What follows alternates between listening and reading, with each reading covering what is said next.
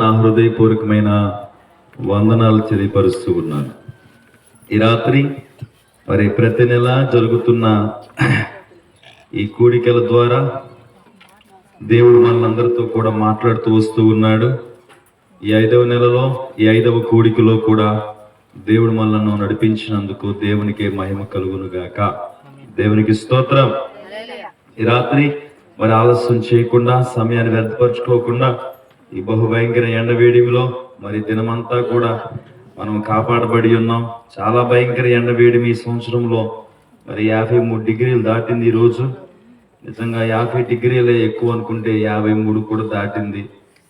చాలా భయంకరమైన పరిస్థితులకు వచ్చేసింది. మనుషులు విలవిల్లాడిపోయే పరిస్థితులు వచ్చేసినాయి. కాబట్టి ఇక్కడ జాగ్రత్తగా మీరందరూ మీ గృహాల్లో జాగ్రత్తలు తీసుకుంటూ దైవికంగా బ్రతుకుతూ ముందుకు వెళ్ళాలని ప్రభునామంలో మనవి చేస్తూ ఉన్నాను. దేవుని వాక్యాన్ని మనం విందాం.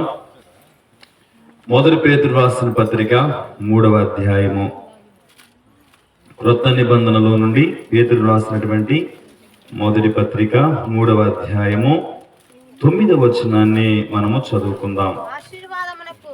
ఆశీర్వాదమునకు వారసులవుటకు మీరు పిలువబడితిరి గనుక కీడుకు ప్రతి కీడెను, దూషణకు ప్రతి దూషణను చేయక దీవించుడి. చాలు. దేవుడు తన వాక్యాన్ని మన వెనుకలో దీవించును గాక. ఆమేన్. క్రీస్తునందు ప్రియమైన దేవుని బిడ్డలారా, ఈ రాత్రి దేవుడు మనతో మాట్లాడుకోవడానికి ఈరోజు దేవుని వాక్యం నుంచి మనం చదువుకున్న వాక్య లేఖన భాగం పేతురు రాసిన మొదటి పత్రిక 3వ అధ్యాయము 9వ వచనం. అక్కడ ఏం రాయబడిందంటే, దేవుని పిల్లలు ఎందుకు పిలువబడ్డారు? ఎందుకు పిలువబడ్డారు అంటే, మీరు ఆశీర్వాదమునకు వారసులవుటికే పిలువబడితిరి గనుక అంటూ ఉన్నాడు. అంటే దేవుని పిల్లలమైన మనము ఆశీర్వదింపబడాలని దేవుడి యొక్క ఆలోచన. ఏ ఒక్కరూ కూడా ఆశీర్వాదానికి వ్యతిరేకం ఏంటి చెప్పండి? ఆశీర్వాదానికి వ్యతిరేక పదం ఏంటి? శాపం. చెప్పండి, ఏంటిది? శాపం. చదువుకున్నాక మనం తెలియాలి కదా, మంచి చెడు, ఆశీర్వాదము, శాపం. దేవుడు మనలను శాపములో ఉండాలని దేవుడు కోరుకోలేదు. శాపగ్రస్తులుగా బ్రతకాలని దేవుడు ఉద్దేశం అసలు కాదు. ఏ ఒక్క కుటుంబం కూడా నశించిపోవాలని, నశించి నరకానికి వెళ్ళాలని దేవుడు ఆలోచనలో కూడా లేదు. కానీ ఎందుకు మనము ఆశీర్వాదానికి బదులుగా శాపాన్ని తెచ్చుకున్నామో ఈ రాత్రి మనం తెలుసుకోవాలి. దేవుని బిడ్డలారా, ఏమండి, మనం చేసేదేంటో మనకు తెలిసిపోతూ ఉంటుంది. ఆ చేసే తప్పేంటో తెలుసుకుని దాన్ని విడిచిపెడితే దీవించబడతాం. కానీ మనం చేస్తున్న తప్పని తెలుసుకుని కూడా ఆ తప్పును మనం విడిచిపెట్టకపోవడం వల్ల మనం శాపాన్ని తెచ్చుకుంటున్నాం. దీనిలో మనకు తెలియనిది ఏముంది చెప్పండి? మనకు అర్థం కానిది ఏముంది? మనం ఎరగనిది ఏముంది? ఏమండి? కాబట్టి గ్రహించుకోవాలి. మనం చేసే తప్పు, మనం చూసేది తప్పు, మనం మాట్లాడేది తప్పు, మనం వెళ్ళేది తప్పు, మనం చేసే స్నేహం తప్పు అని నీకే తెలుస్తూ ఉంది. నీకు తెలిసిన దాన్ని నువ్వు మారట్లేదు. కాబట్టి ఇప్పుడు శాపం వచ్చిదా రాదా? వచ్చింది. ఈరోజు ఎన్నో కుటుంబాలు సంతోషం లేకుండా, శాంతి లేకుండా, సమాధానం పోగొట్టుకుని బ్రతుకుతున్నాయి. దేవుడేమో మనల్ని పిలిచింది ఎందుకంట? చదివాం అక్కడ. ఎందుకు పిలిచాడు? మీరు ఆశీర్వాదానికి వారసులవుటకు పిలువబడితే.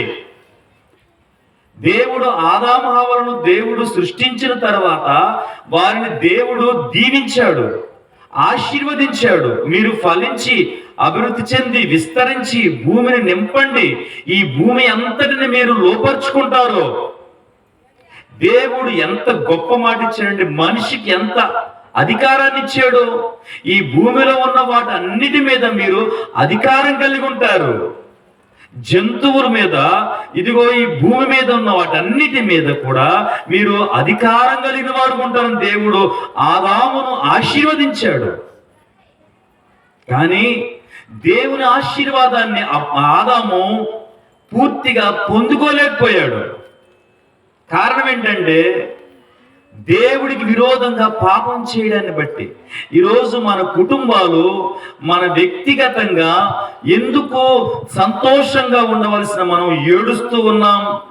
ఆనందంగా ఉండవలసిన మన కుటుంబాలు, భర్త, భార్య, పిల్లలు సంతోషంగా ఆహారం తింటూ ఆనందపడుతూ ఆనందంగా సమాధానంగా బ్రతకవలసిన మన కుటుంబాలు ఈరోజు ఎందుకు ఆ ఆనందం లేకుండా బ్రతుకుతున్నాయి అంటే నీకు అర్థం కావాలి, నువ్వు దేవునికి విరోధంగా పాపం చేస్తా ఉన్నావు. దేవునికి వ్యతిరేకంగా నడుస్తున్నావు. మన కుటుంబాలతో దేవుని ఉగ్రతను మనమే తెచ్చుకుంటున్నాం.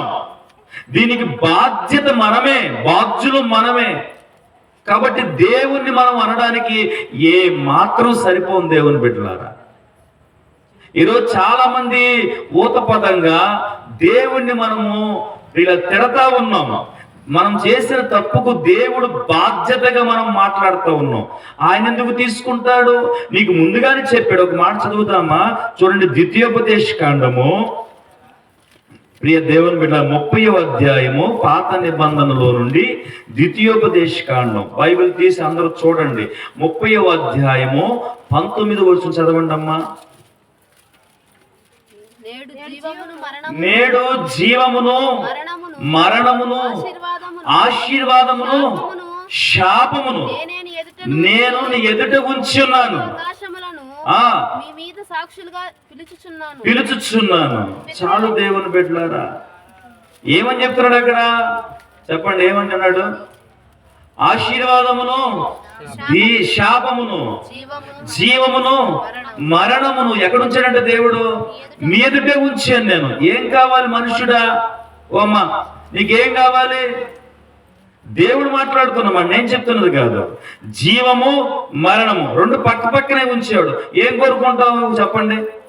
బ్రతకాలనుకుంటావు, తొందర చచ్చిపోవాలని కోరుకుంటావా? బ్రతకాలను కోరుకుంటాం, అవును కదా? అయితే జీవం. మరి ఆశీర్వాదము, శాపం ఏది కోరుకుంటావు? శాపంగా మనం కోరుకుంటావా? ఆశీర్వాదం మనం కోరుకుంటావా? ఆశీర్వాదం. ఈ నాలుగు ఎక్కడ పెట్టాడు దేవుడు? మన ముందే ఉంచాడు. మనం నీ ఎదుటి నుంచి ఉన్నాను. ఏం కోరుకుంటావు నువ్వు? ఏది కావాలో అది నీకే దేవుడు స్వతంత్రతనిచ్చాడు, స్వేచ్ఛనిచ్చాడు. జీవాన్ని కోరుకుంటే గనక ఆయన చెప్పిన ఆజ్ఞల ప్రకారం నడువు, నువ్వు జీవాన్ని పొందుకుంటావు. ఇక మనం ఏం చేస్తాం? జీవం కావాలని కోరుకుంటున్నాం కానీ ఆయన చెప్పింది చేయట్లా. ఎలా వచ్చింది జీవం చెప్పండి? ఆయనకి వ్యతిరేకంగా బతుకుతున్నాం కాబట్టి వాక్యానికి విరోధంగా బ్రతకడం వల్ల జీవానికి బదులుగా మరణాన్ని పొందించుకుంటున్నాం. ఈరోజు చాలా మంది బ్రతికే ఉన్నారు కానీ దేవుళ్ళు చచ్చిన వారు ఉన్నారు. శారీరకంగా బ్రతుకున్నారు, ఆధ్యాత్మికంగా చచ్చిన క్రైస్తువులు ఉన్నారు. ఇది ఎలాగండి అంటారేమో. ఒకవేళ శారీరకంగా బ్రతికే ఉంటాం, దేవుడితో మనకు సంబంధం ఉండదు. ఇది ఆధ్యాత్మికమైన మరణం అంటే. ఆదివారం ఆరాధనకు వెళ్ళం, ఇదే ఆత్మీయంగా చచ్చిపోవడం అంటే. దేవుడితో సహవాసం ఉండదు మనకి. ఎప్పుడు కూడా చెడుతనంతో స్నేహం కలిగి ఉంటాం, చెడును చూస్తూ ఉంటాం, చెడును వింటూ ఉంటాం, చెడు మాట్లాడుతూ ఉంటాం. చెడు వారితోనే స్నేహం. మన సంబంధాలన్నీ కూడా తెల్లవారు లేచిన దగ్గర నుంచి పండుకునే వరకు కూడా ఎప్పుడు పాప స్వార్థపూరితమైన జీవితాలతో ఆలోచనతో బ్రతుకుతూ ఉంటాం. ఇదేంటో తెలుసా? ఆత్మ సంబంధంగా నువ్వు చచ్చిపోయి ఉన్నావు. అలాంటప్పుడు నువ్వు ఎలా జీవంలోకి వస్తావు? అలాంటప్పుడు నువ్వు ఎలా బ్రతుకుతావు చెప్పండి? దేవుడు అందుకే చెప్పాడు, నీ ముందు జీవాన్ని పెట్టాను, మరణాన్ని పెట్టాను, ఆశీర్వాదం పెట్టాను, శాపాన్ని పెట్టాను. ఏది కావాలో కోరుకుని దానిలో నడువు. నీకు జీవం కావాలి అంటే నా మాట ప్రకారం నడుచుకో. నీకు ఆశీర్వాదం కావాలి అంటే పాప జీవితాన్ని విడిచిపెట్టు అని దేవుడు ముందుగానే చెప్తూ ఉన్నాడు. రాత్రి జ్ఞాపకం చేసుకుందాం దేవుని బిడ్డలారా. మన కుటుంబాలను ప్రభువుకు అప్పగించుకోకపోతే, మన కుటుంబాలను దేవుని సన్నిధానములో చక్కపరుచుకోకపోతే, దేవుని బిడ్డలారా, ఈ రాత్రి మనమే కొన్ని కష్టాలను బలహీనతలు కోరి తెచ్చుకున్న వారుతాం. జాగ్రత్త. ఈ రాత్రి వాక్యంలోంచి మనం కొన్ని విషయాలు నేర్చుకోవాల్సిన వారిగా ఉన్నాం ప్రియులారా. మరొక మాట చూద్దామా? ఎఫెసీ పత్రిక 1వ అధ్యాయము, క్రొత్త నిబంధనలోనే ఎఫెసీ రాసిన పత్రిక 1వ అధ్యాయము 3వ వచనంలో అక్కడ దేవుడు చెప్తున్నాడు పౌలు గారి ద్వారా. చదవండి అన్నమాట. మన ప్రభు అయిన యేసుక్రీస్తు యొక్క తండ్రి యొక్క దేవుడు స్తుతింపబడును గాక. ఆయన క్రీస్తునందు పరలోక విషయములలో ఆత్మ సంబంధమైన ప్రతి ఆశీర్వాదమును మనకు అనుగ్రహించును. దేవునికి స్తోత్రం. ఎటువంటి ఆశీర్వాదం అంట చెప్పండి? ఆత్మ సంబంధమైన, పరలోక సంబంధమైన. అక్కడ మార్చడం బాగా వినండి. ఏమంటాడు అక్కడ? ఆయన క్రీస్తునందు పరలోక విషయములలో ఆత్మ సంబంధమైన ప్రతి ఆశీర్వాదం మనకు అనుగ్రహించండి. ఏ ఆశీర్వాదం అమ్మా చెప్పండి? శరీర సంబంధమైనవా, ఆత్మ సంబంధమైనవంటే ఆత్మ సంబంధమైన ఆశీర్వాదం దేవుడు మనకి ఇచ్చాడు. అది భూమి మీద దొరికే వీళ్ళారా మనకు కనిపించే వాటిలో ఉండవు. అవి దేవుని ద్వారా మనకు లభిస్తాయి. దేవుని ద్వారా వచ్చే ఆత్మ సంబంధమైన ఆశీర్వాదాలు ఏంటంటే ఆరోగ్యంగా ఉండడం, సంతోషంగా ఉండడం, సమాధానంగా బ్రతకడం, దేవుని సన్నిధిలో వాక్యాన్ని వింటూ కుటుంబం అంతా రక్షణ పొందడం, ప్రభు సన్నిధిలో దేవుణ్ణి ఆరాధించడం. ఇవి పరలోక విషయములలో దేవుడు మనకిచ్చిన ఆత్మ సంబంధమైన ఆశీర్వాదాలు. ఈరోజు ఈ విషయాల్లో మన కుటుంబాలన్నీ కూడా ఖచ్చితంగా విఫలమైపోయిన దేవుని బిడ్డలారా. పరలోక సంబంధమైన ఆశీర్వాదాలు ఆత్మ సంబంధంగా మనం కలిగి లేం. 99% మనము వేరుగా బ్రతుకుతూ ఉన్నాం.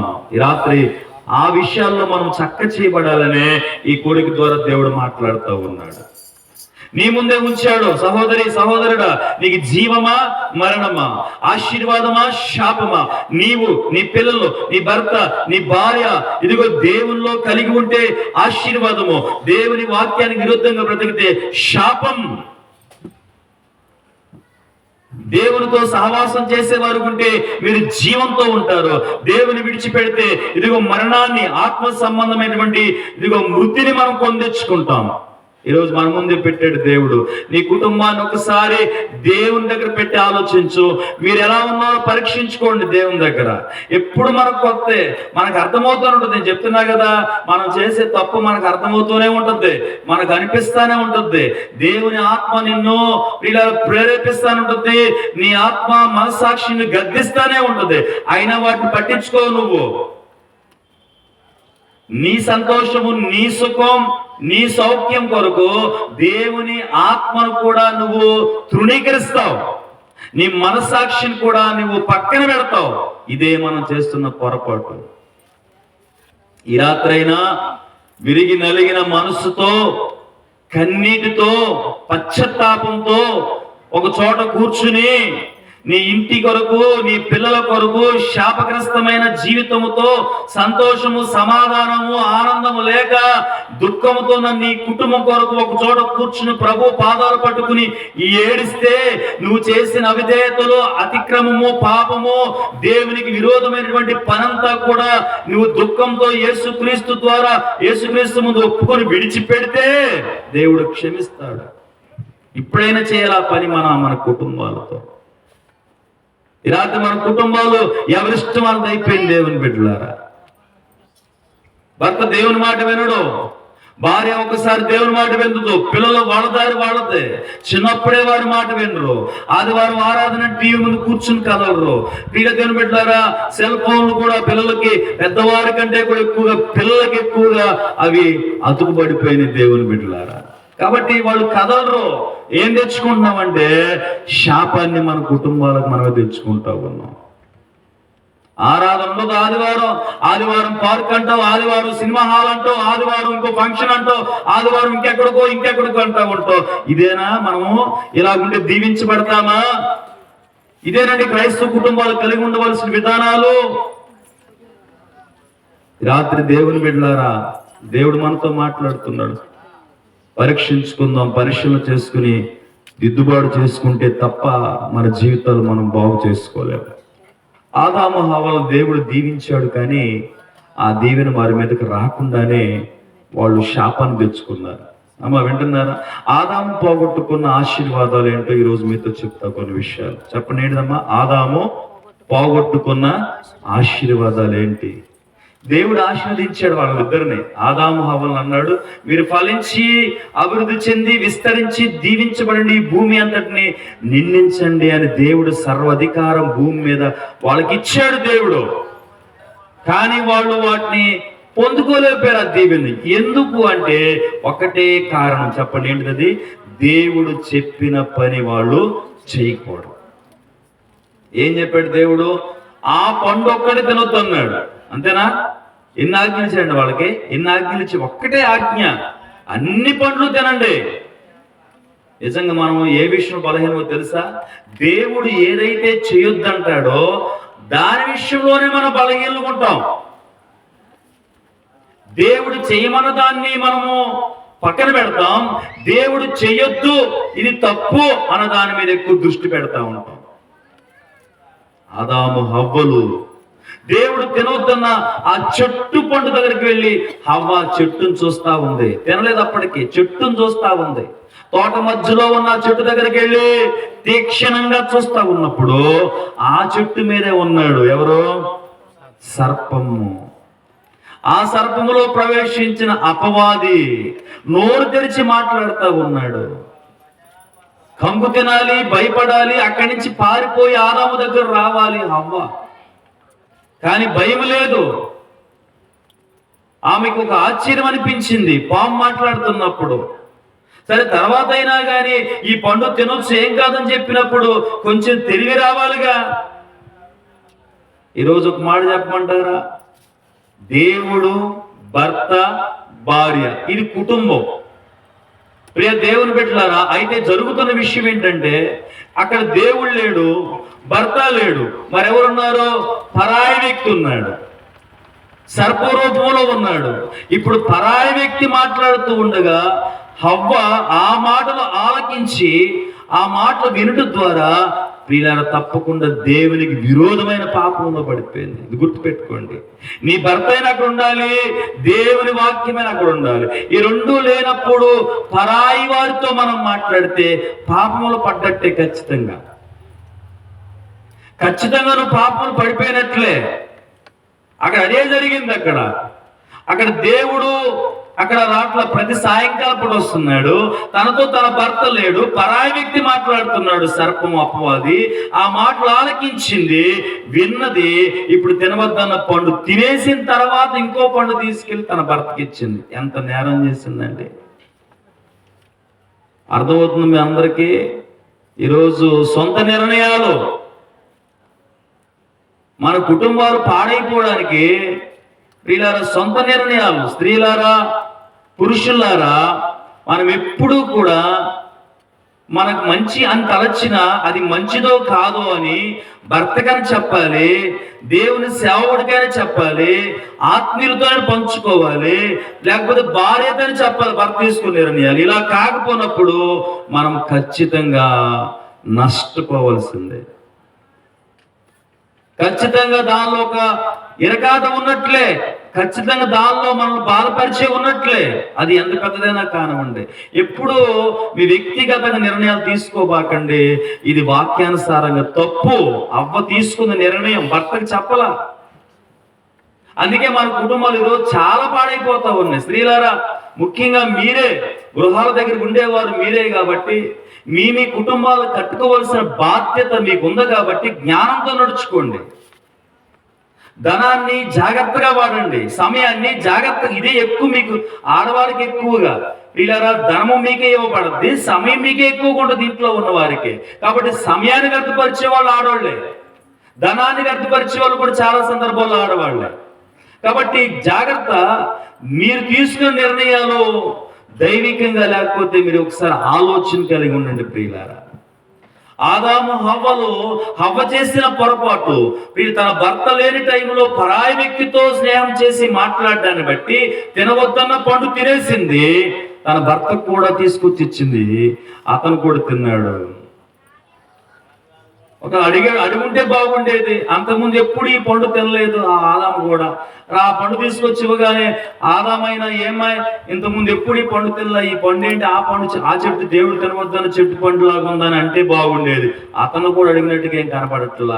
మరి భార్య ఇచ్చిందనో అక్కడ ప్రేమించాడు కదా, నా ఎముకల్లో ఎముక, నా మాంసంలో మాంసమా, నాలో నుంచి తీయబడింది నారి అనబడి ప్రేమతో ఉన్నాడు కదా, ఆ ప్రేమ అతను మోసగించింది. అంతే. భార్యను ఎక్కువగా ప్రేమించినా కూడా మోసపోయినట్లే, తెలుసా మీ అందరికీ. అలాగని ప్రేమించొద్దని అంటలా. జాగ్రత్త ప్రియ దేవుని బిడ్డలారా, దేవుని కంటే ఎక్కువగా ప్రేమిస్తే వాళ్ళు గాయాలు మిగులుస్తారు భర్తలకి. కుటుంబాన్ని ప్రియ దేవుని బిడ్డలారా ఆత్మ సంబంధంగా వర్ధిల్ల చేయడానికి కొరకు దైవికమైన భయంతో భక్తితో మనం ప్రేమించే వారు ఉండాలి తప్ప, ఇదిగో దేవుని కంటే ఎక్కువగా భార్యను ప్రేమిస్తే నువ్వు నష్టాన్ని తెచ్చుకున్నట్టే. జాగ్రత్త. ఈ విధంగా చూస్తే హవ్వేమో భర్త లేకుండా పండు తింది సర్పం మాట విని, ఇక్కడేమో ఆదామేమో భార్య తెచ్చిన పండు ఎక్కడ తెచ్చామని అడుక్కోకుండా తినేశాడు. వీళ్ళిద్దరు నిర్ణయాలు తప్పు అయినాయి. ఎందుకు ఇద్దరు తప్పు నిర్ణయాలు తీసుకున్నారంటే దేవుని భయం లేదు వీళ్ళకి. చెప్పండి, ఏమి లేదు? దేవుని భయం. ఇద్దరికి భయం లేదు. దేవుడు మమ్మల్ని సృష్టించాడో, సాయంకాలం కూడా వస్తాడో, ఈ పండు తెచ్చింది తినకూడదని ఆమె అనుకోలేదు, ఆ భయం లేకుండా ఉంది. ఇతను కూడా తింటున్నప్పుడు ఇతనికి ఆలోచన. ఇద్దరు దేవుని భయం లేక దేవుని మాట ధిక్కరించడాన్ని బట్టి ఆశీర్వాదం తెచ్చుకోవాల్సిన ఆదాము హవ్వల కుటుంబం మీదకి దేవుని శాపం వచ్చింది. ఈరోజు స్త్రీలారా, పురుషులారా, భార్య భర్తలకు ఉన్నవారులారా, మీరిద్దరూ దేవుని భయం లేకపోతే, ఇదిగో కుటుంబీకులకు ఉన్న మనమందరూ దేవుని భయం లేకపోతే, దేవుని భయం అంటే ఏంటో తెలుసా? దేవుడు చెప్పింది అజాగ్రత్తగా ఉండమే, చేయకోకుండా. ఇదే భయం లేకపోవడం. భయం అంటే వణుకుతూ ఉండమని కాదు. అక్కడ దేవుని ఆజ్ఞలను నిర్లక్ష్య పెట్టడం, దేవుడు చెప్పింది చేయకపోవడం, దేవుడు చేయమన్నది మానుకోవడం, ఇదే భయం లేని జీవితం. ఇదే మన కుటుంబానికి ఈరోజు శాపాన్ని తీసుకొస్తుంది. దేవుని బిడ్డలారా, ఏ రాత్రైనా ఒకసారి మనం ఆలోచన కలిగి ఉండవలసిన వ్యక్తులుగా ఉన్నాం. ఎందుకు వీళ్ళు ఆదాము హవ్వలు పోగొట్టుకున్న ఆశీర్వాదాలు ఏంటో చూడండి. మొదటిగా ఆదికాండం 3వ అధ్యాయము 7వ వచనం చదువుకుందాం. ఆదికాండము త్వరగా కొన్ని విషయాలు మీతో పంచుకుంటా ప్రియులారా. అప్పుడు వారిద్దరి కన్నులు తెరవబడెను. చాలు. వారి మొదటిగా ఏమైందంటే వారి కన్నులు తెరవబడేను. అంటే అంతకుముందు కన్నులు తెరిచి లేరా వాళ్ళు? కళ్ళు చూస్తున్నారా లేదా? చూస్తున్నా ఉన్నారు. వాళ్ళేం కళ్ళు మూసుకుని గుడ్డిగా ఏం లేరు. ఆదాము హవ్వలు చూస్తున్నారు. మరి ఇప్పుడు ఎందుకు దేవుడు ప్రత్యేకంగా వారి కన్నులు తెరవబడినని చెప్పి అన్నాడు? అంతకుముందు వాళ్ళు మహిమ దేహాలతో ఉన్నారు. దేవుడు తినవద్దన్న పండు తినకోకుండా ఉన్నారు కాబట్టి మహిమ వారిని అలుముకొని ఉంది. పాపం అంటే వారికి తెలియదు. వారు వస్త్రాలు లేకుండా ఉన్నా గాని వాళ్ళు దిగంబరులుగా ఉన్నట్టుగా వాళ్ళకి ఎవరు తెలియదు. వాళ్ళు పరిశుద్ధంగా ఉన్నారు. ఎప్పుడైతే దేవుడు తినవద్దన్న పండు తిన్నారో అర్థమవుతుందండి, వాళ్ళ కళ్ళు తెరవబడి ఆదాము తన భార్య అయిన హవ్వను చూడగానే సిగ్గుపడుతున్నాడు. హవ్వ తన భర్తను చూడగానే సిగ్గుపడతా ఉంది. ఎందుకంటే వాళ్ళ గుంటి మీద వస్త్రాలు లేవు. అంతకు ముందు లేవు, ఇప్పుడు కూడా లేవు. అంతకు ముందు వాళ్ళు సిగ్గు అనిపించలేదు, ఇప్పుడు సిగ్గుపడుతున్నారు. కారణం పాపం. దేవుడు తినవద్దన్న పండు తిన్నప్పుడు వాళ్ళ మనోనేత్రాలు తెరవబడ్డాయి. ఈరోజు తెరవబడని తెలుసా? అక్కడ వాళ్ళు కళ్ళు తెరిచి పాపము చూసి సిగ్గుపడ్డారు. ఈ రోజు మనకేంటో తెలుసా? మన ఆత్మీయ నేత్రాలు మూయబడ్డాయి. ఏమైందమ్మా? మన కళ్ళు మూయబడ్డాయి. వాళ్ళకేమో తెరవబడ్డాయి పాపము చూడడానికి. ఈ రోజు మన కళ్ళు మూయబడ్డాయి. పాపం ఏంటో తెలుసుకుని కూడా విడిచిపెట్టకుండా బ్రతుకుతున్నాం మనం. అందుకే పౌలు గారు చెప్పారు, ఈ యుగ సంబంధమైన దేవత అవిశ్వాసులైన వారి మనోనేత్రాలకు ఏం కలుగు చేసిందంట? గుడ్డితనం కలుగు చేసింది. సువార్త ప్రకాశము వారి మీద ప్రకాశింపకుండా, దేవుని వాక్యము వారికి అర్థం కాకుండా ఉండునట్లుగా. ఎందుకే ఈరోజు మనం అందరం ఎన్ని స్వార్థ సభలకు వెళ్తున్నాం, ఎన్ని వాక్యాలు వింటున్నాం, మారు మనసు పొందుతున్నామా? చెప్పండి, పాపాన్ని విడిచిపెడుతున్నామా? ఇక్కడ వింటాం, ఇంటికి వెళ్ళి మళ్ళీ యథావిధిగా మన పనులు మనం చేసుకుంటాం. ఇక్కడ వింటాం, ఇంటికి వెళ్ళి మన మన మాటలు మాట్లాడుతూనే ఉంటాం. ఇక్కడ వింటాం, ఇంటికి వెళ్ళి మనం చేసే తప్పు చేస్తానే ఉంటాం. ఏమవుతుంది అంటే గుడ్డివారిగా ఉన్నాం మనం. మనకి ఈ సాతాను యుగ సంబంధమైన దేవత గుడ్డితనం కలుగజేసింది. కుటుంబాలకి ఇప్పుడు గుడ్డివారిగా ఉన్నారు దేవుని బిడ్డలారా. దేవుని వాక్యం అర్థం కాదు, ఎందుకంటే గుడ్డితనంలో ఉన్నాం. దేవుని మందిరానికి వెళ్ళలేము, గుడ్డితనంలో ఉన్నాం. వాక్యం విన్నా దాని ప్రకారంగా చెయ్యం, గుడ్డితనంలో ఉన్నావు. నీవు కళ్ళైతే చూస్తున్నావు కానీ నీవు గుడ్డివాడిగా బ్రతుకుతున్నావు.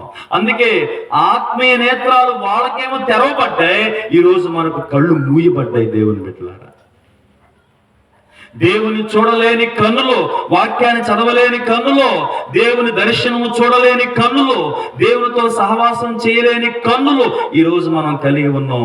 గుడ్డివారిగా ఉన్నాం దేవుని బిడ్డలారా. కాబట్టి ఆదాము హవ్వలు ఏం పోగొట్టుకున్నారంటే వాళ్ళు గుడ్డివారిగా బ్రతికారు. కన్నులు తెరవబడ్డాయి, ఆత్మీయ నేత్రాలు మూయబడ్డాయి, శరీర నేత్రాలు తెరవబడ్డాయి వాళ్ళకి. మనకు కూడా అంతే, ఆత్మీయ నేత్రాలు మూయబడిపోయినాయి ఇప్పటికీ కూడా. అందుకే సత్యం తెలుసుకోవట్లా, సత్యంలో నడవట్లా మనం. ఎవడు పట్టించుకుంటున్నాడు చెప్పండి? దేవుడు చెప్పింది ఎవడు చేస్తున్నాడు? ఈ రోజున ఎవడికి ఇష్టమైన వాడు చేస్తున్నాడు, ఎవడికి ఇష్టమైన వాడు వెళ్ళిపోతూ ఉన్నాడు. వాడికి ఏది మంచి అనిపిస్తే అది చేస్తున్నాడు తప్ప అది మంచా చెడా, చెయ్యొచ్చా చేయకూడదా, దేవుడు ఏం చెప్పాడు, దేవుడు ఏం చేయమన్నాడు, ఎక్కడికి వెళ్ళమన్నాడు, ఏం చేయమన్నాడు, ఈ ఆలోచించి నిర్ణయం తీసుకునేవాడు ఒక్కడు లేడు. కారణం ఏంటంటే గుడ్డివారైపోయారు. మనం గుడ్డివాళ్ళుగా ఉన్నాం. మన ఇష్టం, మనకు తెలివితేటలు వచ్చినాయి కదా, కాబట్టి మనకు తెలిసి తెలియని మిడిమిడి జ్ఞానంతో నిర్ణయాలు తీసుకుంటాం. తర్వాత ఆ నిర్ణయం అంతా బెడిసికొట్టిద్ది, అప్పులు పాలవుతాం, నష్టపోతాం, ఆత్మీయంగా పాడవుతాం, శారీరకంగా పాడవుతాం, కుటుంబాలు ఆగమాగం అయిపోతాయి. దేవుని బిడ్డలారా, కారణం ఏంటో తెలుసా? నీ కళ్ళు మూయబడ్డాయి, దేవుని చూడలేని కన్నులు. అదే పోగొట్టుకున్నారు. ఆదాము హవ్వలు పోగొట్టుకున్న మొదటి ఆశీర్వాదం ఏంటంటే దేవుణ్ణి చూడలేని కన్నులు. ఇక అది మొదలుకొని ఇక వాళ్ళు దేవుని కూడా చూడలేకపోయారు. దేవుని బిడ్డలారా, ఈరోజు చాలా మంది కూడా, అనేక మంది భార్యలకు, అనేక మంది భర్తలకు, ఇంట్లో ఉన్నటువంటి వ్యక్తులకు, క్రైస్తవులకు కూడా ఈ రోజున సాతానుడు నచ్చిన నష్టం ఏంటంటే కన్నులు మూసేశాడు, గుడ్డివారిని చేశాడు. కన్ను నుండి దేవుణ్ణి చూడలేని గుడ్డివారిగా మనం బ్రతుకుతున్నాం. అందుకే చీకట్లో వెళ్తాను. కళ్ళు లేనివాడు నడితే ఎక్కడికి వెళ్తాడు? కంపల్లోకి వెళ్తాడు, గుంట్లో పడతాడు, మురుగు గుంట్లో పడతాడు. మనం కూడా అంతే ఇప్పుడు చేసే పని. కళ్ళు లేనివాడు చేసే పనులు వాడు శారీరకంగా చేస్తుంటే, గంటలో పడుతుంటే, మనం ఆత్మీయంగా గుడ్డి పనులు చేస్తూ ఉన్నాం, తప్పు పనులు చేస్తూ ఉన్నాం, ఇతరులు బాధపట్టే పనులు చేస్తూ ఉన్నాం, మనం బాధపరుచుకునే పనులు చేస్తూ ఉన్నాం. ఎందుకని? కళ్ళు మూయబడ్డాయి. మనకి వంకర త్రోవలు వెళ్తా ఉన్నాం, కళ్ళు ఉన్నాయి కానీ వంకర మార్గం ఎత్తుకుంటున్నాం. డబ్బును ఎలా త్వరగా సంపాదించవచ్చు, ఏ తప్పు పని చేస్తే ఏ మార్గం వెళ్తే సంపాదించు, ఇదేంటి? గుడ్డివాడిగా ఉన్నాం మనం. నీతి న్యాయం కలిగి లేవు మనం, గుడ్డితనంలో వెళ్తా ఉన్నాం, చెడులు చేస్తా ఉన్నాం. దేవుని బిడ్డలారా, శాంతి వేరు, అశాంతి వేరు. దేవుడు శాంతి, ఆ సాతాను ఇచ్చేది అశాంతి. కానీ దేవుని శాంతికి సాతాను ఇచ్చే శాంతికి తేడా ఏంటో తెలుసా? దేవుని శాంతి నీతిగా ఉంటుంది, దానిలో తప్పు ఉండదు, అది యథార్థం ఉంటుంది. సాతాను ఇచ్చే శాంతి ఏంటంటే అది ఎలా ఉన్నా కూడా, సినిమా చూస్తే 3 గంటలు సంతోషం ఉంటారు చూసారా, అది సాతాను ఇచ్చే శాంతి. అది చూసేటప్పుడు నవ్వుతాను చూసారా, ఆ నవ్వు నీకు సంతోషం అనుకుంది కదా, ఆ సంతోషం సాతానిచ్చేది. అది శాంతి అనుకుంటావు, ఇది శాంతి. కానీ ఈ శాంతిలో పాపం లేదు. ఇది దేవునితో ఉన్నప్పుడు వచ్చే సంతోషం, మందిరానికి వెళితే వచ్చే సంతోషం, ప్రార్థన చేస్తా ఉన్నప్పుడు దేవుని పిల్లలతో కలిసి వచ్చే సంతోషం, పరిశుద్ధులతో కలిసి స్వార్థ సభకి వెళ్ళినప్పుడు వచ్చే సంతోషం. ఈ శాంతి వేరు, సాతాను వచ్చే శాంతి వేరు. ఈ రోజు మనకి ఏం కావాలో తెలుసా? ఈ శాంతి కాదు. ఇది న్యాయంగా ఉంటుంది, కఠినంగా ఉంటుంది, వాక్యానుసారంగా ఉంటుంది. ఇది మనకు పని లేదు, ఇది కావాలి. సినిమాలతో వచ్చే సంతోషం, డబ్బు ద్వారా వచ్చే సంతోషం, బట్టల్లో వచ్చే సంతోషం, స్నేహితులతో వచ్చే సంతోషం, వీళ్ళ విచ్చలవిడితనంగా తిరుగుతుంటే జోకులు వేసుకుంటా, సరదాలు వేసుకుంటా, మాట్లాడుకుంటా, ముచ్చట్లు చెప్పుకుంటా, వాళ్ళ గురించి వీళ్ళ గురించి తప్పుడు మాట చెప్పుకుంటా ఉన్నప్పుడు ఇకలిక పగపగలు వచ్చే ఆనందం ఉండదు చూసారా? ఈ ఆనందం ఇచ్చే సంతోషం నీకు బాగుంటుంది మనందరికీ. ఇది సాతాను ఇచ్చే శాంతి. అందుకే మన కుటుంబాలు మూయబడ్డాయి కళ్ళు. ఈ రోజున మనం కళ్ళు తెరుచున్నాం కానీ గుడ్డితనంలో ఉన్నాం. ఈ రాత్రి మనం తెలుసుకోవాల్సిన మాట దేవుని బిడ్డలారా, ఆదాము హవ్వలో పోగొట్టుకున్న మొదటి ఆశీర్వాదం ఏంటంటే గుడ్డివారైపోయారు వాళ్ళు. రెండో మాట చూడండి దేవుని బిడ్డలారా, అక్కడే రాబడింది కింద 3:7 వచనంలోనే, వారు కళ్ళు తెరవబడెను, వారు తాము దిగంబరులు అని ఎరిగి. ఆగండి, ఏమైంది? రెండో మాట ఏంటి తెలుసా? వారు దిగంబరులు అయిపోయారు దేవుని బిడ్డ. అంతకుముందు దిగంబరులే, కానీ మహిమ వస్త్రాలు వారికి ఉన్నాయి, మహిమ దేహంతో వారు ఉన్నారు. ఇప్పుడు కళ్ళు తెరవబడిన తర్వాత వాళ్ళు దిగంబరులుగా ఉన్నట్టుగా తెలిసింది. అంటే వస్త్రాలు లేవు, అంతేనా కాదా? ఇప్పుడు వాళ్ళకి ఏమి లేవు? వస్త్రాలు లేవు. వస్త్రం దేనికి సాదృశ్యం? వస్త్రాలు దేనికి ఇచ్చాడు దేవుడు? వారి దిశములను కప్పుకొని అందరి ముందు సిగ్గుపడకుండా ఉండాలని దేవుడు వస్త్రాలు ఇచ్చాడు. ఈ రోజున మనము దిగంబరులుగా బ్రతుకుతున్నాం దేవుల్లో ఉండి కూడా.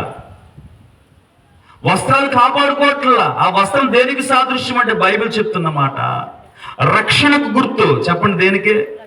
రక్షణ అనే వస్త్రం మనకు కావాలి. ఈరోజు ప్రియులారా, మనకి భౌతిక సంబంధంగా ఎన్నో వస్త్రాలు ఉన్నాయి. పట్టు చీరలు ఉన్నాయి, ఫ్యాన్సీ చీరలు ఉన్నాయి, బట్టలు ఉన్నాయి, ఫ్యాన్ షర్ట్లు ఉన్నాయి, మంచి మంచి ఉన్నాయి, కాటన్ ఉన్నాయి, సిల్క్ ఉన్నాయి, అన్నీ ఉన్నాయి. కానీ ఏది లేదో తెలుసా? నీ ఆధ్యాత్మిక జీవితాన్ని, నీ ఆత్మ సంబంధమైనటువంటి జీవితాన్ని కాపాడుకోవడానికి కావలసిన దేవుడిచ్చే రక్షణ అనే వస్త్రం నువ్వు సంపాదించుకోలేకపోతున్నావు. నీ కుటుంబము భౌతికంగా ఎన్నో వస్త్రాలు కలిగి ఉన్నాయి, కానీ దేవుడిచ్చే ఆత్మీయ రక్షణ వస్త్రం నీకు కలిగి ఉంది. కాబట్టి మనం దిగంబరులం. వాళ్ళు దిగంబరులుగా ఉన్నారు, చోటు చాటుకి దాక్కుంటున్నారు. ప్రియులారా,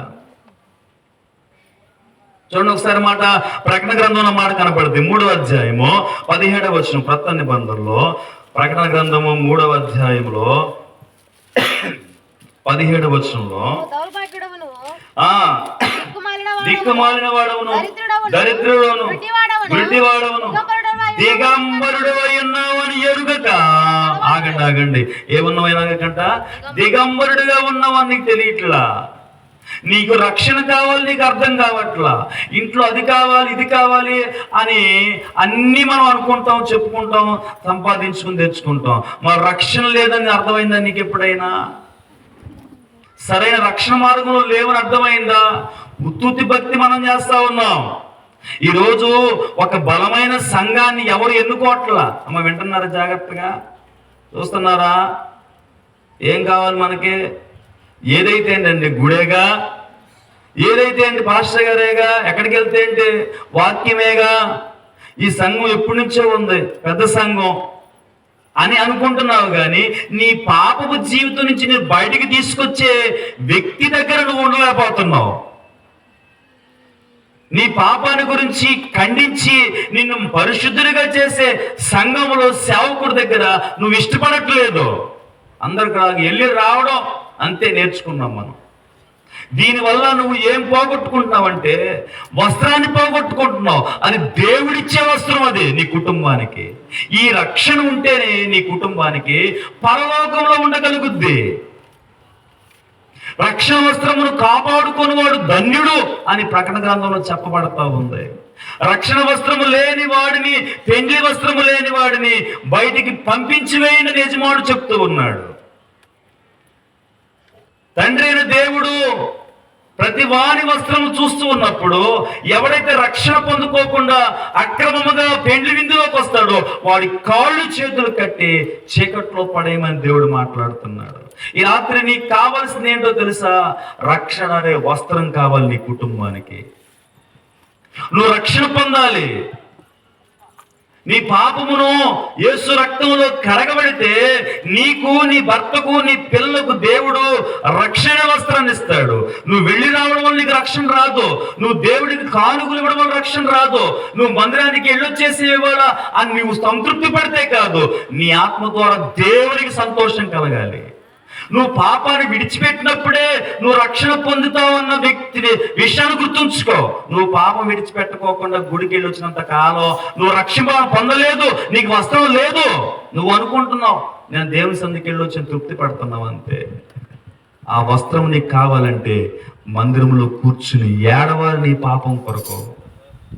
వాక్యం వింటున్నప్పుడు నీకు అర్థమైనప్పుడు, నువ్వు చేసిన చెడుతనం నీకు అర్థమైనప్పుడు దాని గురించి ఏడవాలి దేవుని దగ్గర, కన్నీరు కార్చాలి, పశ్చాత్తాపడాలి.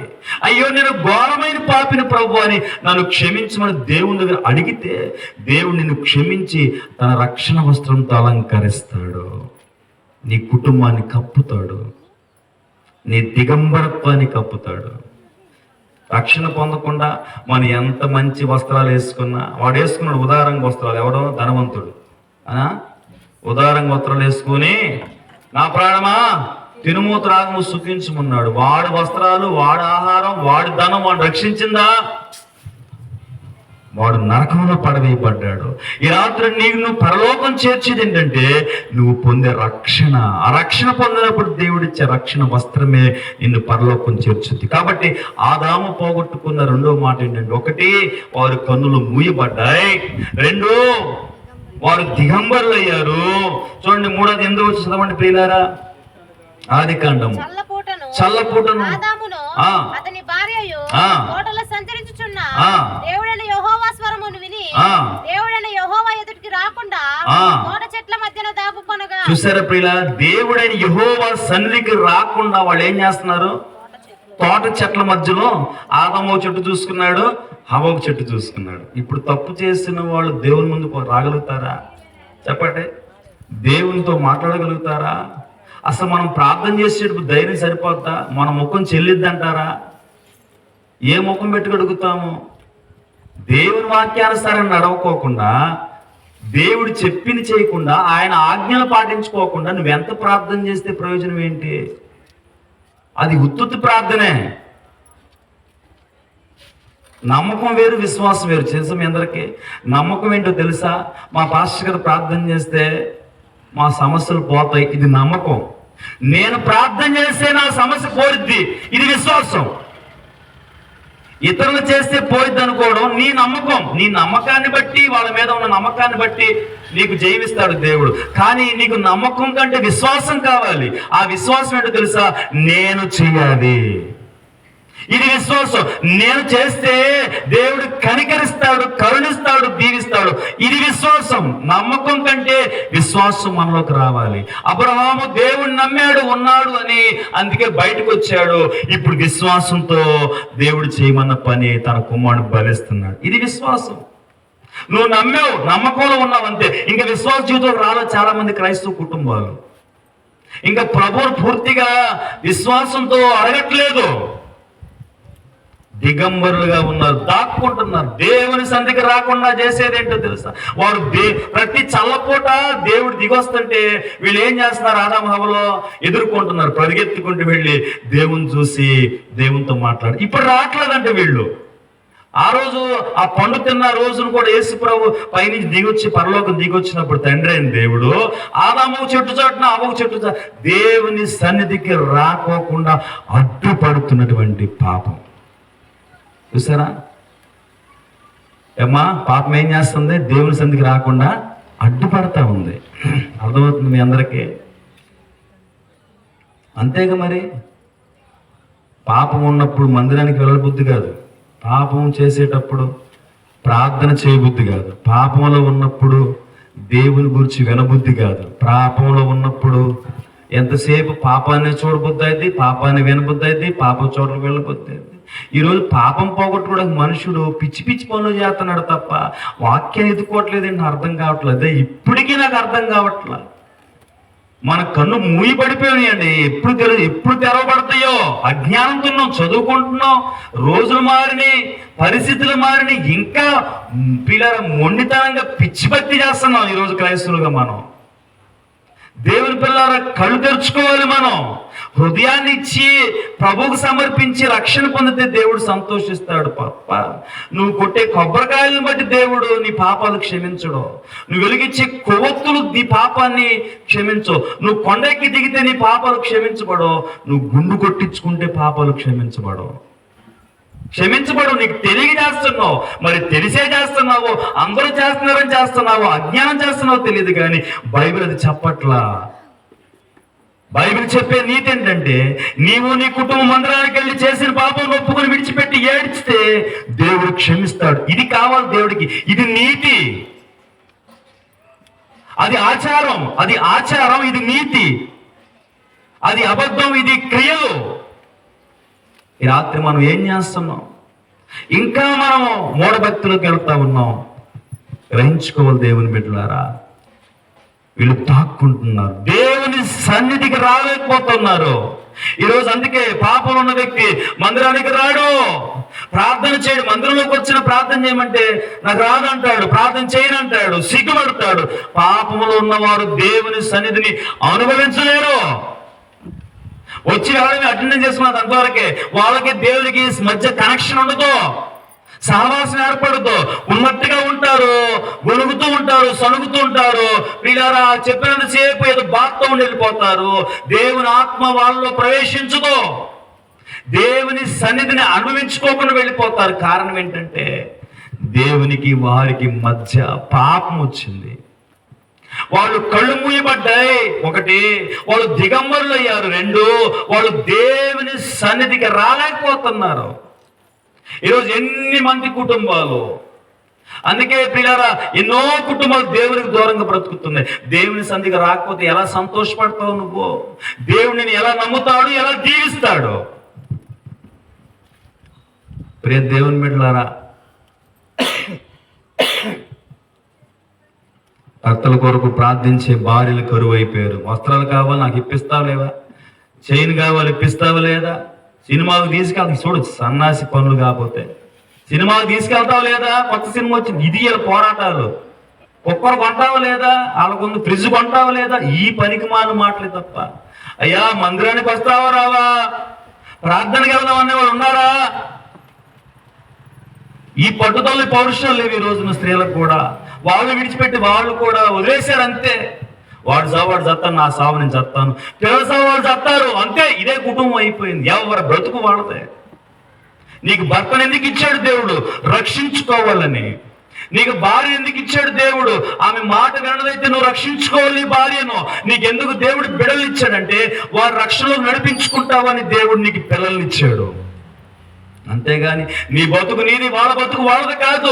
నీ భర్తను కోరవలసింది దైవికమైన మార్గం నడిపించుకోవడానికి, దేవుని సన్నిధికి తీసుకురావాలి నీ కుటుంబం అంతటినీ కూడా. అది ఆనందం, అప్పుడు సంతోషం. ఈరోజు ఈ ఆశీర్వాదాలు కుటుంబాలు కలిగి లేవు. ఆలోచించాలి దేవుని బిడ్డలారా. ఒకటి, ఆత్మీయ కనులు మూయబడ్డాయి. రెండు, చెప్పండి, వాళ్ళు పోగొట్టున్న ఆశీర్వాదం దిగంబరులు అనగా రక్షణ వస్త్రం వారికి లేదు. మూడు, దేవుని సంధికి రాకుండా వాళ్ళ పాపం వలన దేవుని సంధిలో ఉన్న సంతోషం వాళ్ళకి రాకుండా ఉండిపోయారు. మూడోది, నాలుగోదిగా వాళ్ళు చెట్టు చాటున దాక్కున్నారు. చెప్పండి, ఏం చేశారు? చెట్టు చాటున దాక్కున్నారు. దాక్కునే జీవితాలు వచ్చేస్తాయి. ఆశీర్వాదం రాకుండా చేసిన ఆటంకాలు, పాపాలు ఆదాము జీవితం ఏంటంటే దాక్కున్నారు. దాగుడు మూతల కుటుంబాలు ఈ రోజున. ఏమో తెలియకుండా వాళ్ళు దాక్కుని, వాడు తెలియకుండా ఏం దాక్కుంటుంది, ఇద్దరు తెలియక పిల్లలు దాక్కుంటారు, డబ్బులు దాక్కుంటాయి, బట్టలు దాక్కుంటాయి, వస్తువులు దాక్కుంటాయి. కుటుంబాల్లో అండి అందరూ కలిసి ఉన్న కుటుంబం ఎన్ని దాపరకాలు ఉంటాయో. ఉంటాయా ఉండవా? ఒక ఆమె ఇంట్లోకి వెళ్తే దినుసుల డబ్బుల నుంచి డబ్బులు తెస్తుంది. ఏంటమ్మా ఆడబెట్టామంటే మా ఆయనకి తెలియకుండా దాసానయ్యా. పాప నిజంగా తెలియకుండా వాళ్ళు పెట్టే డబ్బులు నిజంగా ఆధ్యాత్మికంగా దేవుని కొరకు ఒకవేళ సహకరించిన భర్త ఉంటే నువ్వు చేసిన తప్పేం లేదు. కానీ అతను సహకరించేవాడైనా, నమ్మకస్తుడైనా, రక్షణ పొందిన వాడైనా నువ్వు అతని దగ్గర డబ్బు అతను తెలియకుండా దాచిపెడుతున్నావంటే నువ్వు దొంగ, దాపరికం కలిగిన వ్యక్తివి. జాగ్రత్త, నువ్వు దాచుకోకూడదు. యథార్థం ఉండాలి భార్య భర్త దగ్గర, భర్త కూడా యథార్థం ఉండాలి భార్య దగ్గర. అప్పుడే పిల్లలకు యథార్థం ఉండాలి. దాపరికాలు ఉండకూడదు ఇంట్లో. వీళ్ళు ఏం చేస్తారు? దేవుడు వచ్చే టయానికి ఆ స్వరం వినగానే గబగబ పారిపోయి దేవుని సందుకు లేకుండా దాక్కున్నారు, చెరో చెట్టు ఆకులు కట్టుకున్నారంట, పైగా వస్త్రాలు లేవని తెలిసిపోయి ఇప్పుడు ఆకులు కట్టుకున్నారు. ఇది కుటుంబాల పరిస్థితి. పాపం ఎక్కడ తీసుకెళ్తుందంటే నీ ఆత్మీయ నేత్రాలు మూసి గుడ్డివాడి చేస్తుంది, నీకు రక్షణ వస్త్రం లేకుండా దిగంబరిగా చేస్తుంది, నువ్వు దేవుని సన్నిధికి వెళ్ళకుండా దేవునికి దూరం చేస్తుంది, నాలుగు దేవుని ముందు నిలబడకుండా నేను దాచిపెడుతుంది నీ పాపం. ఈరోజు కుటుంబాల్లో దాపరికాలు, రహస్య జీవితాలు. వీళ్ళరా భర్తకు ఒక రహస్య జీవితం, భార్యకు ఒక రహస్య జీవితం, ఆర్థికంగా రహస్యాలు, వీళ్ళ కుటుంబ పరంగా రహస్యాలు, వాళ్ళ కుటుంబ పరంగా ఒక రహస్యం, వీళ్ళ కుటుంబ పరంగా రహస్యం, ఇవి జరుగుతున్న తంతులువే. ఈ రాత్రైనా దాపరిక జీవితాల నుంచి బయటకు వచ్చి యేసుక్రీస్తు ముందు నిలబడే ధైర్యం మనకు రావాలి. ధైర్యంగా చెప్పగలవా నీ ఆత్మీయ జీవితాన్ని గురించి, నీ ఆర్థిక లావాదేవీల గురించి నువ్వు ధైర్యంగా ఉండగలవు? చెప్పగలవా? దేవుడు నాకు ఎంత ఇస్తున్నాడు, ఎంత ఖర్చు పెడుతున్నావు, ఎంత సంతోషంగా ఉన్నావు అని నీకొచ్చే లెక్కల గురించి నీ భర్తతో, నీ కుటుంబంతో ధైర్యంగా చెప్పగలవా? చెప్పలేవు. అక్కడ కూడా దాపరికమే. క్రీస్తునందు ప్రియ దేవుని బిడ్డలారా, దేవుడు మాట్లాడుతున్నాము, దాగుకొనిరి. అతిక్రమం దాచిపెట్టువాడు వర్ధనుడు, వాటిని ఒప్పుకొని విడిచిపెట్టువాడు. అతిక్రమాలు కూడా దాచిపెడతారు, తప్పులు దాచిపెడతారు, డబ్బులే కాదు తప్పులు దాచిపెడతారు. క్రీస్తునందు ప్రియులారా, భర్తతో మాట్లాడుతూ కూడా భర్త శాపాన్ని కోరేవాడు ఎంతమంది, భర్త చస్తే బాగుండు అనుకునేవాడు ఎంతమందో, వీడు చస్తే బాగుండు ముండ మోస్తాననే మాటలు కూడా నా చెవిలో చాలాసార్లు పడ్డాయి. వీడు తొందరగా చస్తే నేను సంతోషం ఉంటా. ఇదేనండి దేవుని బిడ్డలారా, ఆ భర్త రక్షణ కొరకు ప్రయాసపడి ప్రార్థించవలసినటువంటి స్త్రీలుగా ఉండాలి మనం. దాపరికాలు ఎక్కువ ఈ రోజున. కుటుంబం అందుకే చిందరవందరైపోతా ఉంది. డబ్బులు దాపరికాలు, కుటుంబ విషయాలు దాపరికాలు. కుటుంబంలో ఉన్న వ్యక్తులతో ఈ కుటుంబ విషయాలు చెప్పరు, కానీ బయట వారిని పిలిచి కుటుంబ విషయాలు చెప్తాం. జాగ్రత్త, ఎప్పటి నుంచో దైవ సేవకుడు మీతో మాట్లాడుతున్నాను, నీ కుటుంబ విషయం ఎప్పుడు బయట వారికి చెప్పొద్దు. నీకెంత బాధ కలిగిన ఎవరికి చెప్పబాక, నీలో దాచుకో. నీ భర్త విషయాన్ని, వ్యక్తిగత విషయాన్ని ఎవరికి చెప్పబాక, నీ భార్య వ్యక్తిగత విషయాన్ని ఎవరికి చెప్పబాక. అది మీలోనే ఉండాలి. అది బయటికి చెప్పావా ఒక దినాలు మీరు అల్లరి పాలవుతారు. దాచుకునే విషయాలు దాచుకోవాలి, దాచుకోకూడని విషయాలు దేవుని ముందు ఒప్పుకొని విడిచిపెట్టాలి. పాపాన్ని దాచిపెట్టబాక, చేసిన అబద్ధాన్ని, తప్పును దాచిపెట్టబాక ఇంట్లో. అది నీకే పెనుముప్పు, ప్రమాదంగా మారిపోతుంది నీ ఇంట్లో. త్వరగా దాన్ని తీసేసుకో, ప్రభు దగ్గర ఒప్పుకో, క్షమాపణ పొందు, విడిచిపెట్టి మళ్ళీ అన్నడు చేయనని దాని విషయం పరిష్కారం తెచ్చుకుని దేవుడి దగ్గర క్షమాపణ పొందుకో, విడుదల పొందుకుంటావు. 4వ మాట, వాళ్ళు దాక్కుంటున్నారు. తర్వాత దేవుడు వారిని జీవవృక్షాలు ఫలాన్ని తినుకోకుండా బయటికి ఏం చేశాడు? బయటికి తోట నుంచి 24 వచ్చిన ఆదికాండం 3వ అధ్యాయం 20. అప్పుడు ఆయన ఆదామును వెళ్ళగొట్టి ఏదేను తోటకు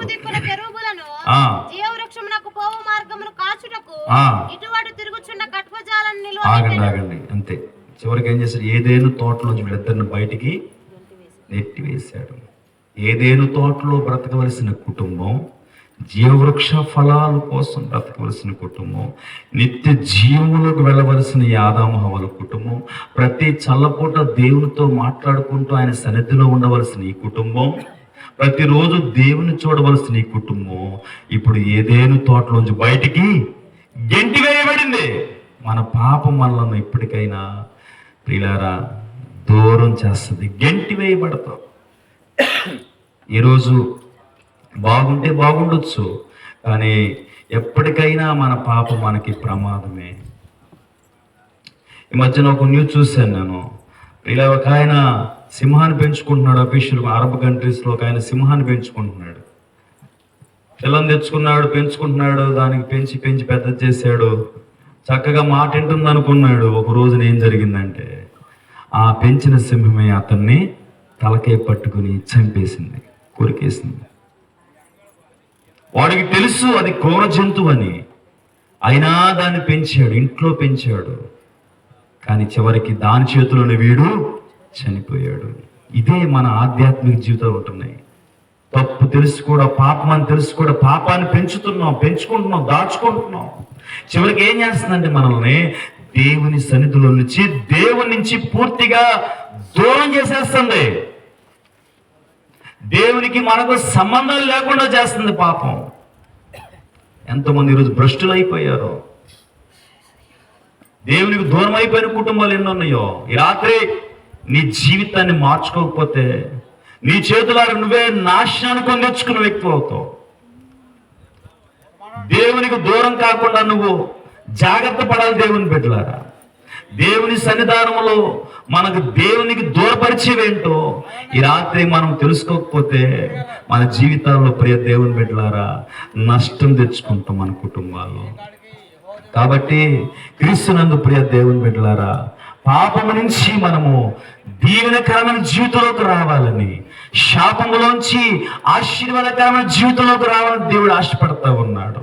అందుకే మన కన్నులు తెరిపించడానికే దేవుడు ఈ భూమి మీదకి దిగి వచ్చాడు. దేవుని బిడ్డలారా, మూయబడిన మన కన్నులు తెరవబడ్డాయి. ఈ రాత్రి దేవుని వాక్యం దగ్గరకు వస్తే దిగంబరులున్న మనకి రక్షణ వస్త్రం ఇస్తాడు దేవుడు. ఈ రాత్రి నువ్వు దేవుని ఇంట్లో చేర్చుకుంటే, దేవుని బిడ్డలారా, దేవుని సన్నిధికి రాకుండా దూరంగా బ్రతుకుతున్న మనకి దేవుని సన్నిధిలోకి వచ్చే అవకాశం దేవుడిస్తాడు. మన కన్నులు తెరవబడతాయి. దేవుడు చెప్తున్న మాట ఏంటంటే, మిమ్మల్ని నేను చీకట్లోంచి ఆశ్చర్యకరమైన వెలుగులోకి తీసుకొచ్చాను. మూయబడిన మన కన్నులకు దేవుడు యేసుక్రీస్తు వెలుగునిచ్చాడు, రక్షణ ఇచ్చాడు. మనకి చీకట్లో ఉన్న మనకి మన అందనేత్రాలకు వెలుగునిచ్చి ఈరోజు నీతి ఏంటో, సత్యం ఏంటో, పాపం ఏంటో తెలుసుకునే వీళ్ళ కృపనిచ్చాడు. ఈ రాత్రి నువ్వు తెలుసుకుంటే మంచిది. ముందే చెప్పాడు, జీవము మరణము, ఆశీర్వాదము శాపము నీ ముందే పెట్టాను. ఏది కావాలి మనిషి అని కోరుతున్నాడు దేవుడు. ఆదాము హవ్వలు ఎందుకు వారి కుటుంబానికి ఆశీర్వాదం రాకుండా పోగొట్టుకున్నారంటే వాళ్ళు ప్రియులారా, బైబిల్ చెప్తున్న మాట ఒకటి, కన్నులు తెరవబడ్డాయి, ఆత్మీయ నేత్రాలు మూయబడ్డాయి, శరీర నేత్రాలు తెరవబడ్డాయి. దేవుని చూడలేని గుడ్డితనం వారిలోకి వచ్చింది. ఈరోజు నువ్వు దేవుణ్ణి చూసే కన్నులు నీకు కావాలి. వాళ్ళు దిగంబరులు అయ్యారు, రక్షణ వస్త్రం లేదు. ఈ రాత్రి నీకు, నీ కుటుంబానికి, నీ పిల్లలకు, నీ భర్తకు, నీ భార్యకు, నీ ఇంట్లో ఉన్న వారందరూ రక్షణ పొందాలి. వెళ్ళి రావడం కాదు గుడికి, నువ్వు తృప్తి పడడం కాదు, నీ పాపాన్ని నోటితో నువ్వు చేసిన తప్పిదాలు ఒప్పుకొని విడిచిపెట్టాలి, మారు మనసు పొందాలి. ఇది రక్షణ వస్త్రం అంటే. అది నీకు పొందుకోవాలి. అప్పుడే దిగంబరత్వం నుంచి బయటకు వస్తావు. దేవుని సన్నిధి అనుభవించాలి. నువ్వు దేవుని సన్నిధి ఎందుకో తెలుసా? ఆరాధించడానికి, వాక్యం వినడానికి, ప్రార్థించడానికి. ఆ దేవుడి స్థలాన్ని, మందిరాన్ని మనకిస్తే ఇప్పుడు దేవుని సన్నిధికి రాకోకుండా అడ్డుపడుతుంది మన పాపం. ఈ రాత్రి దేవుని సన్నిధిలోకి రావాలి. నువ్వు దేవుని మందిరంలోకి వచ్చినప్పుడే దీవెన. ఇంట్లోంచి వింటాను, టీవీ దగ్గర కూర్చుని వింటాను, నేను ఏ మందిరానికి వెళ్ళను, ఏ పాస్టర్ గారు నమ్మను, నాకు ఎవరి వాకి ఇష్టం లేదు కాబట్టి నేను ఇక్కడ ఇంట్లోనే కూర్చుని ఉంటానంటే నువ్వు దేవుని సన్నిధిని పోగొట్టుకుంటున్నావు. దేవుని ఆత్మ సంచరించే స్థలాలు, దేవుని మందిరం మీద నా కన్నులు ఉంటాయని దేవుడు చెప్పాడు. ఆ స్థలంలోకి వెళ్ళకోకుండా నువ్వు ఆటంకపరుచుకున్నావు. ఆదాము హవ్వలు దేవుని సన్నిధికి దూరం అయ్యారు. ఈ రాత్రి నువ్వు దేవుని సన్నిధి దగ్గర రావాలి, నీ కుటుంబం, అప్పుడే దీవించబడతావు. నాలుగోదిగా వాళ్ళు దాక్కుంటున్నారు. నీ ఇంట్లో, నీ వ్యక్తిగత జీవితంలో దాపరికాలు ఉండకూడదు. దాచుకునే స్థితులు, పాపం దాచుకోవద్దు, శాపగ్రస్తమైన జీవితం దాచుకోవద్దు, నీది కానిది ఏది నీ ఇంట్లో దాచుకోవద్దు. నీ కష్టార్జితమే నీకు దీవెన. శాపగ్రస్తమైనవేవి కూడా నీకు ఇబ్బంది కలిగించేవి, ఇతరుల సొమ్ము ఏది కూడా నీ ఇంట్లో ఉండడానికి వీల్లేదు. అది ఎంత గొప్పదైనా, ఒకవేళ మనిషి అయినా కానివ్వండి, నీ ఆత్మీయ జీవితాన్ని పాడు చేసే వ్యక్తి నీ ఇంట్లో ఉంటే వారికి దూరంగా ఉంటే మంచిది. వారిని వదిలించుకోవడం మంచిది. ప్రార్థన చేసే వారిని ఇంట్లో ఉండాలి. ఆత్మీయంగా నిన్ను ఆశీర్వదించేవారు, ఆధ్యాత్మికంగా సలహాలు ఇచ్చేవారు, నిన్ను దేవుని సన్నిధికి దగ్గరగా తీసుకొచ్చేవారితో స్నేహం చేయాలి తప్ప దేవునికి దూరం చేసేవారితో నువ్వు ఎప్పుడూ స్నేహం చేయకూడదు. జాగ్రత్త. ఆదాము హవ్వలు అందుకే దూరం అయిపోయారు. మరి అన్నడూ రాకోకుండా వారిని దేవుడు బయటికి నెట్టివేసి అగ్ని జ్వాల అడ్డగా పెట్టేశాడు. ఏదేను తోటకు పూర్తిగా దూరం అయిపోయారు వాళ్ళు. ఎంత బాధాకరం. ఈ రాత్రి నీవు నీ కుటుంబం, మనము మన కుటుంబాలు, దేవుడు శాశ్వతంగా మనం దేవుని నుంచి దూరం చేయకముందే, దేవుడు మనల్ని తన నుంచి మనల్ని పూర్తిగా వేరుపరచకముందే ఈ రాత్రి మనం దీవించబడాలని ప్రభు పాదాలు పట్టుకోవాలి. ఈ రాత్రి దేవుని కొరకు మనం ప్రభుకు అప్పగించుకోవాలి. నీ హృదయాన్ని మొండి చేసుకోబాక, నీ హృదయాన్ని ఇంకా కఠినం చేసుకోబాక, నీ దోషాన్ని ఇంకా అలా ఉంచుకోబాక, నీకు తెలుస్తున్న ఆ మనస్సాక్షి గద్దిస్తుంటే అలా అదిమి పెట్టబాక. ఈ రాత్రి నీ హృదయంలోంచి నీ కుటుంబం దీవించబడాలని ప్రభు దగ్గర కన్నీరు కాచు. యేసుక్రీస్తు ప్రభు అందుకే మనం దీవించడం కోసమే తా రక్తం అంతటిని కార్చాడు ఆయన. పరలోక సంబంధమైన ప్రతి ఆత్మీయ విషయంలో ఆశీర్వదించబడాలని మనల్ని ఆయన మనకు అనుగ్రహించాడు. ఆయన మనల్ని ఆశీర్వాదానికి వారసులవుటకే మనం దేవుడు పిలిచాడు. ఈరోజు శాపాన్ని తెచ్చుకోవడం కోసం కాదు. నా ప్రియ దేవుని బిడ్డలారా, కుటుంబీకులారా, ఈ రాత్రి నువ్వేం కోరుకుంటావు? నీ ఇంటి మీదకి జీవమున, మరణాన్న, ఆశీర్వాదాన్న, శాపాన్న? నువ్వు నీ కుటుంబం కొరకు ఒక తల్లిగా, ఒక భార్యగా, ఒక స్త్రీగా ప్రార్థించనంత కాలం నీ కుటుంబం బంధకాల్లో బంధించబడే ఉంటుంది. నీ పిల్లలు బంధకాల్లో బంధించబడే ఉంటారు. నీ భర్త ఏదో ఒక బంధకంలో బంధించబడే ఉంటాడు. ఏదో ఒక చెడు వ్యసనమో, చెడుతనమో, దాపరికమో నీ కుటుంబంలో ఏలుబడి చేస్తానే ఉంటుంది. రహస్య జీవితాలు కనబడతాయి కుటుంబాల్లో. ఈరోజు రాత్రి వాటి నుంచి విడుదల పొందాలి నీ కుటుంబం. మీ కుటుంబాలు దీవించబడాలి, మీ పిల్లలు దీవించబడాలి, ఆనందంగా దేవుడిచ్చే శాంతిని పొందుకోవాలి. యేసుక్రీస్తు అందుకే భూమి మీదకి వచ్చాడు. ఈరోజు దైవజనుగా నా మాట మీరు ఆలకిస్తారా? దేవుని పిల్లలుగా నా మాటను మీరు అంగీకరిస్తారా? దేవుని వాక్యమని ఒప్పుకుంటారా? దేవుని ఆత్మ ప్రేరేపిస్తుందని మీరు తలస్తారా? ఈ రాత్రి మీరు నోరు తెరిచి ప్రార్థన చేయడానికి సిద్ధపడాల్సిందే. మన ఇల్లు పాడైపోతున్నాయి, అపవాది వాటిని మింగుతున్నాడు, స్వతంత్రించుకుంటున్నాడు. దేవునికి దూరం అయిపోతున్నాం. దేవుని ఆశీర్వాదం బదులుగా శాపాన్ని తెచ్చుకుంటున్నాం. సంతోషం ఉండవలసిన మన కుటుంబాలు నకిలీ సంతోషాలతో నింపబడిపోతున్నాం. దేవుని వాక్యం చదువుతున్నప్పుడు వచ్చే ఆనందం, దేవుని మందిరంలోకి వెళ్ళి ప్రార్థించినప్పుడు, వాక్యం వినేటప్పుడు, అందరితో ఆరాధించేటప్పుడు వచ్చే ఆనందము, అది సంతోషము నిజమైనది. దాన్ని వద్దనుకుంటున్నాం. నకిలీ సంతోషాలతో ఇంట్లో సంతోషపడుతున్నాం. ధైర్యంగా బ్రతకలేకపోతూ ఉన్నాం. దిగంబరులుగా రక్షణ వస్త్రం లేకుండా ఉన్నాం. దాక్కుంటున్నాం. దేవునికి విరోధమైన కార్యాలు చేస్తా ఉన్నాం. ఈ రాత్రి మనమందరం ప్రభు దగ్గర మన హృదయ స్థితిని ఒప్పుకొని మన కుటుంబాల దీవెన కొరకు ప్రభు రక్తంలో కడగబడతాం. నేను చెప్పే కదా మీ అందరికీ, మనలను ఎందుకు పిలిచాడు దేవుడు? మీరు ఆశీర్వాదమునకు వారసులవుటకు దేవుడు మిమ్మను పిలిచిను. కీడుకు ప్రతి కీడైనను చేయొద్దు, దోషులకు ప్రతి దోషునైన మీరు చేయక దీవించండి.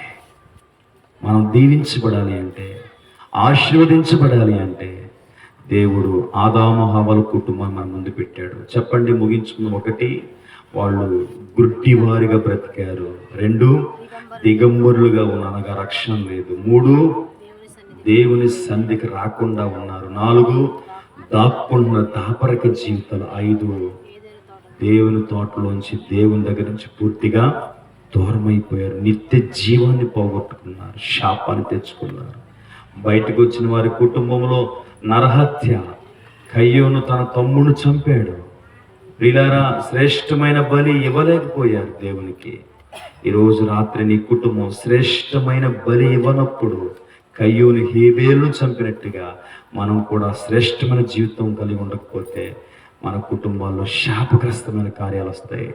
రాత్రి ఆ స్థితి కోసం మనం విడుదల పొంది ప్రభు రక్తంతో కడగబడదాం. ప్రభు నా కుటుంబాన్ని కట్టు అని ప్రభుకి అప్పగించుకుందాం. దేవుడు అలాగూ మనం ఉంచక దీవెనకరమైన జీవితంలోనికి ఆ రక్తం ద్వారా కడిగి మనకు పూర్తిగా అనుగ్రహించునుగాక. ఆమేన్. దేవుడి వాక్యం దీవించునుగాక. ప్రార్థన చేసుకుందాం. ప్రార్థన చేసుకుందాం. మోకరించండి, ప్రార్థన చేసుకుందాం. ఒక్క నిమిషం ప్రార్థన చేసుకుందాం. మోకరించి